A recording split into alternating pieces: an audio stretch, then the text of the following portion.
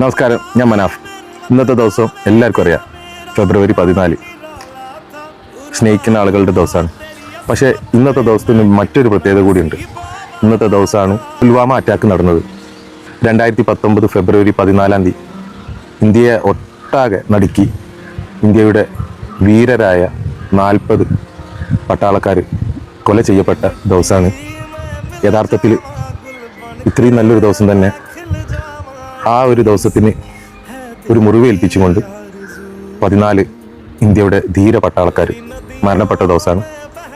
ഈ ഒരു ദിവസത്തെ ആ പട്ടാളക്കാർക്ക് വേണ്ടി സമർപ്പിക്കുകയാണ്. ഒരുപാട് മക്കൾ അനാഥരായി, ഒരുപാട് വീടുകളിലെ ആ 40 ധീരന്മാർ, അമ്മമാർക്ക് നഷ്ടപ്പെട്ടു, ഭാര്യമാർക്ക് നഷ്ടപ്പെട്ടു, മക്കൾക്ക് നഷ്ടപ്പെട്ടു. 40ഓളം ഈ ധീര രക്തസാക്ഷികൾക്ക് ഇന്നത്തെ ദിവസം സമർപ്പിക്കുകയാണ്. നാം എല്ലാവരും അവർക്കും വേണ്ടിയിട്ട് പ്രാർത്ഥിക്കണം.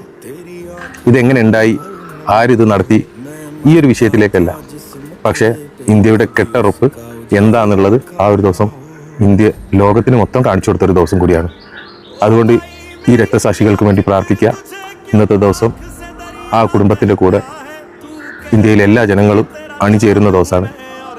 ഇനി ഇതുപോലത്തെ ഒരു സംഭവം ഇന്ത്യയിൽ നടക്കാതെക്കട്ടെ എന്ന് പ്രാർത്ഥിച്ചുകൊണ്ട് നിർത്തുന്നു. നന്ദി, നമസ്കാരം.